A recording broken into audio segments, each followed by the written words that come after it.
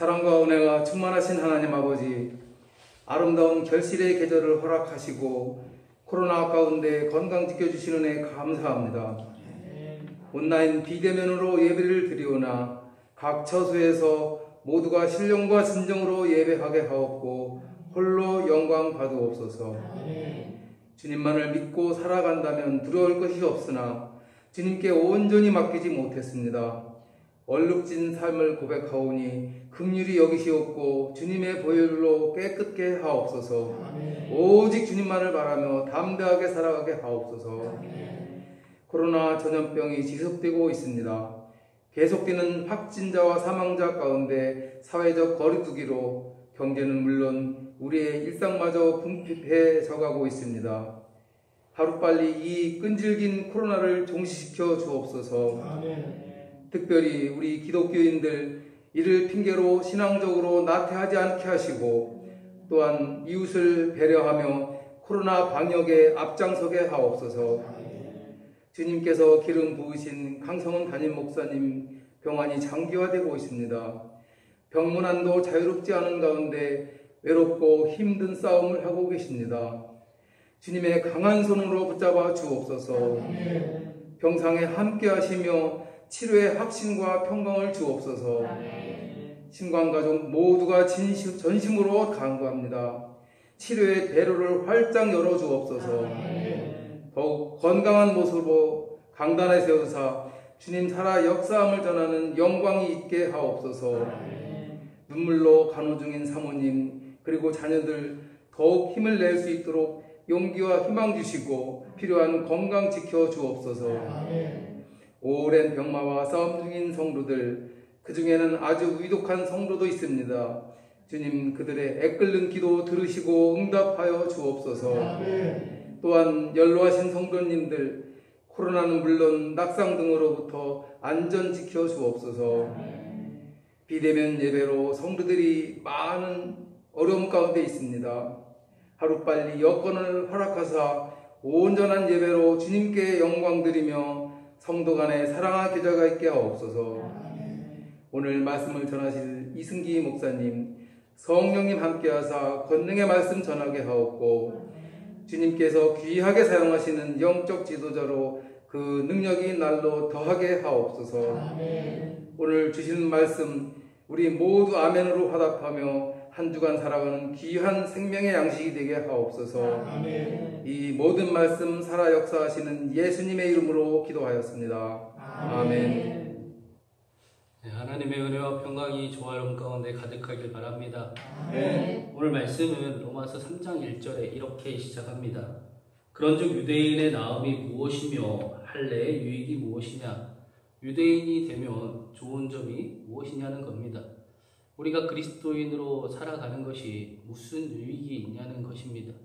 우리가 이렇게까지 온라인으로 예배를 드리면서 여전히 그리스도인으로 살아가는 이유는 무엇인가?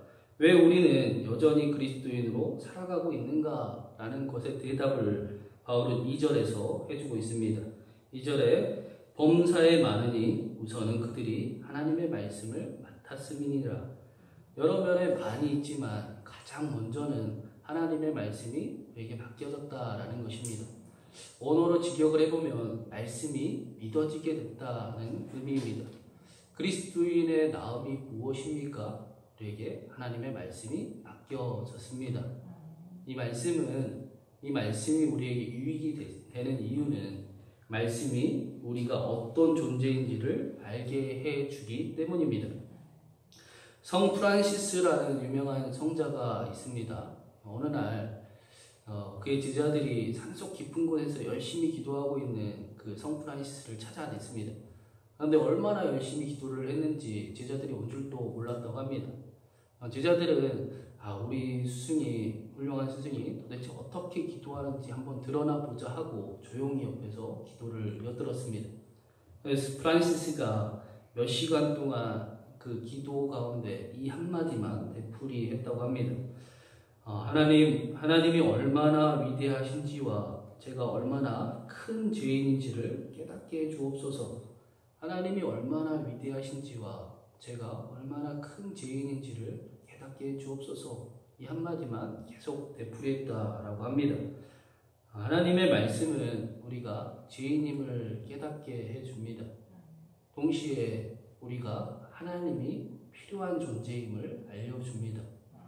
그리고 말씀은 그 하나님께서 우리에게 말도 안 되는 사랑으로 긍휼을 구원을 베풀어 주셨음을 예수 그리스도를 말씀합니다.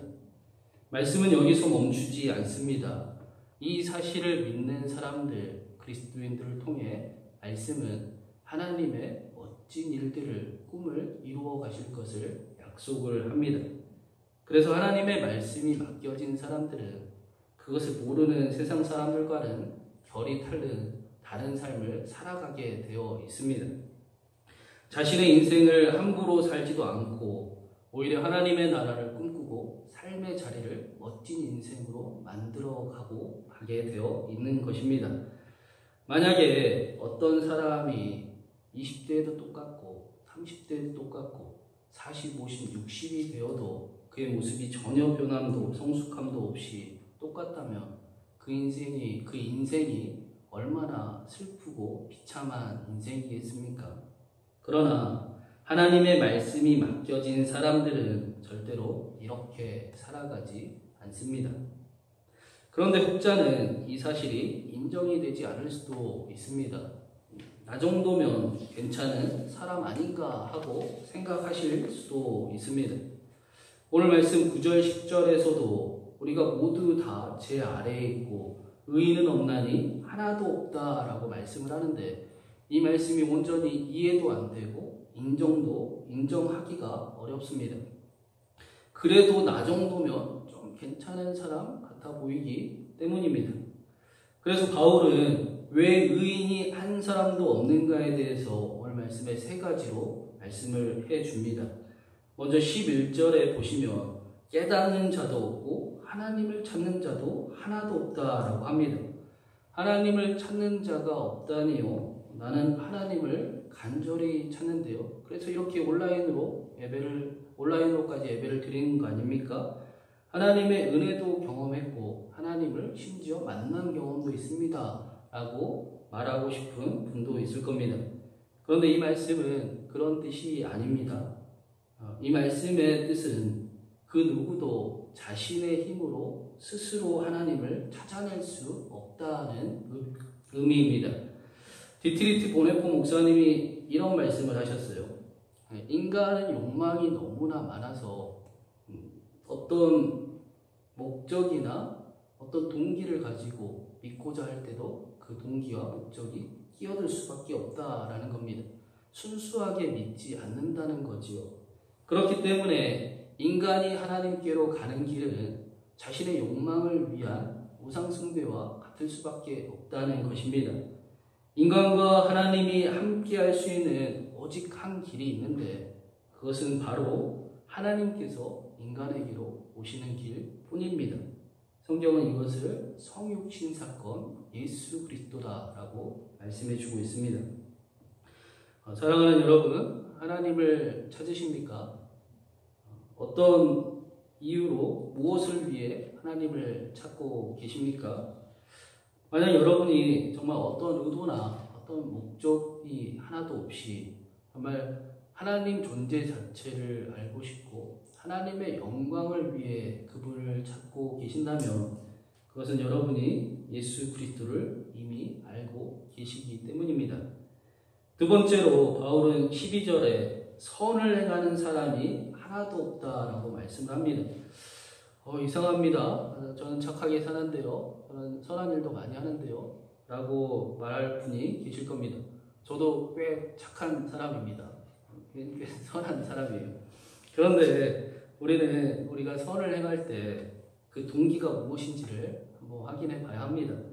정말 사랑하는 마음에 아무것도 바라지 않고 선한 일을 행하는가? 아니면 착한 일을 하고 나서 조금이라도 인정받고 싶고 칭찬받고 싶어 하는가? 스펄전 목사님이 만약에 무언가를 바라고 선을 행한다면 그것은 다른 일을 위함이 아니라 당신 자신에게 선을 행하고 있는 것입니다. 라고 말씀을 하셨습니다. 우리는 선한 일을 할 때도 그것의 열매를 따먹고 싶은 유혹을 종종 자주 경험하며 살아갑니다. 우리 중에 아무것도 바라지 않고 정말 선한 일을 행하는 사람이 있을까요? 만약에 있다면 사람들은 그 사람을 보고 진짜 그리스도인이다 라고 부를 것입니다. 세 번째로 바울은 18절에 하나님을 두려워하는 사람이 하나도 없다고 말씀을 합니다. 그래서 13절부터 말씀하기를 하나님을 두려워하지 않으니 다른 사람에게 상처 주는 말을 아무렇지도 않게 내뱉습니다. 심지어 그들의 발은 다른 이들의 피눈물을 흘리게 하는데 빠르고 열심입니다. 하나님이 전혀 두렵지 않기 때문입니다. 그들은 또 스스로 파멸과 고생을 향해 걸어갑니다. 평강의 길을 무시한 채 다툼과 싸움과 미움이 얼마나 고통스러운지 알지만 억지로 비참한 그 인생의 길을 만들어가고 합니다. 많은 사람들이 자신의 인생이 왜 힘든지도 알고 잘못된지도 알고 안 해야 되는지도 알지만 오히려 그 죄가 주는 잘못이 주는 쾌락 때문에 이중적인 삶을 살아갈 때가 많습니다. 스스로 고통과 파멸을 향해 걸어가기를 오히려 다짐하면서 내가 절대 용서하나 봐라, 내가 절대 손해봐라 봐라, 내가 절대 이해하나 봐라 라고 자신을 망가뜨리며 살아가곤 합니다. 하나님을 전혀 두려워하지 않기 때문입니다.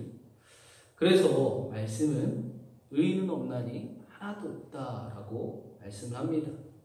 사랑하는 여러분, 여기 의인이 계십니까? 의인이라고 우리가 할 수 있습니까? 그러나 20절 말씀을 우리 같이 한번 읽어보겠습니다. 20절 읽겠습니다. 시작. 그러므로 율법의 행위로 그의 앞에 의롭다 하심을 얻을 육체가 없나니 율법으로는 죄를 깨달으니라. 율법은 우리에게 죄를 깨닫게 해줍니다. 말씀을 제대로 알게 되면 율법이 우리를 정죄하기보다 율법은 우리에게 고마운 선생님이 되십니다. 말씀이 나의 연약함과 부족함을 알려주고 스스로 그것을 해결할 수 없음도 알려줍니다. 구원자가 필요한 사람임을 깨닫게 됩니다. 말씀은 여기서 멈추지 않고 구원자 그리스도가 나사렛 예수이심까지 우리에게 알려줍니다. 그래서 그리스도인들은 자신이 죄라고 생각하는 곳까지 예수 그리스도와 동행하고 그 자리에서 그리스도가 나사렛 예수가 그리스도이심을 구원자이심을 경험하는 삶을 살아가게 되어 있습니다. 말씀이 육신이 되어 오신 예수 그리스도로 인해 삶이 날마다 변화되게 되어 있는 것입니다. 그러면 우리에게 또 다른 질문이 한 가지 생기지요. 그 질문을 3절에서도 하고 있습니다. 3절에 어떤 자들이 믿지 아니하였으면 어찌하리요? 그 믿지 아니함이 하나님의 믿부심을 패하겠느냐? 이런 겁니다. 유대인의 유익은 말씀을 맡아서 삶이 변화되고 하나님의 나라를 이루어가는 것이군요. 그런데 말씀을 말씀을 맡았어도 잘 안 믿던데요. 교회를 다니는데 예수님을 안 믿는 것 같던데요. 여전히 자기 욕심대로 살아가고 세상 사람들과 별로 다를 바가 없어 보이던데요. 그러면 하나님께서 실패하신 거네요. 하나님도 하실 수 없는 일이 있는 거네요. 라고 말씀하는 것입니다. 이러한 질문에 4절에 이렇게 답합니다. 제가 읽어보겠습니다. 그럴 수 없느니라. 사람은 다 거짓되되 오직 하나님은 참되시다 할지어다. 기록된 바 주께서 주의 말씀에 의롭다함을 얻으시고 판단받으실 때 이기려 하심이라 함과 같으니라. 지난주에도 우리가 함께 나누었던 시편 51편 말씀이 나옵니다. 바울은 그 다윗이 큰 죄를 짓고 난 뒤에 자신의 잘못을 회개한 그 말씀을 인용하면서 이런 말씀을 하는 겁니다. 이스라엘의 가장 위대한 다윗 왕이 실수했을 때도 하나님이 멈추셨느냐? 하나님이 실수하셨느냐? 하나님이 실패하셨느냐? 아니다. 오히려 여전히 하나님의 일을 이루어 가셨다라는 것입니다. 하나님의 신실하심이 이스라엘에 우리의 신실하지 못함 때문에 거짓될 수 없고 인간의 신실하지 못함이 하나님의 신실함을 무너뜨릴 수도 없으며 사람은 거짓되되 하나님은 참되시다라는 것입니다. 오히려 인간의 연약함 속에서도 하나님의 의로우심과 하나님의 놀라우심을 드러내시는 그 하나님을 바라봐라. 하나님은 그런 분이다 라는 것입니다. 내가 실수했으니까 하나님도 하실 수 없다고요? 내가 못할 것 같으니까 하나님도 못하신다고요? 아닙니다. 하나님은 하실 수 있습니다. 우리는 실수하고 주저앉고 포기하지만 하나님은 절대 포기하지도 않으시고 우리의 실수가 하나님을 막을 수도 없습니다. 하나님은 지금도 하나님의 일을 이루어가고 계십니다. 우리의 위대한 왕 다윗왕을 보십시오 라고 말씀하는 겁니다. 그래서 말씀을 맡은 사람들은 예수 그리스도를 믿는 그리스도인들은 삶의 결이 달라지게 되어 있습니다. 그렇지 않습니까? 비록 연약함을 가지고 있고 그래서 여전히 넘어지긴 하지만 그러나 이제는 그 연약함과 제가 너무나 부끄럽고 다른 사람을 미워하고 아직 용서하지 못하고 있는 내가 너무나 쪽팔리고 답답하고 아무도 모르게 은밀하게 짓는 죄가 너무나 더러워서 반복적으로 죄를 지을 때마다 마치 도살장에 끌려가는 느낌이고 그래서 거기서 더 벗어나고 싶어서 하나님 나를 도와주세요. 내가 좀 더 멋진 삶을 살아갈 수 있게 하나님 기뻐하는 삶을 살아갈 수 있게 도와주세요 라고 기도하며 하나님의 사랑이 예수 그리스도가 필요한 삶을 살아가게 되어 있습니다.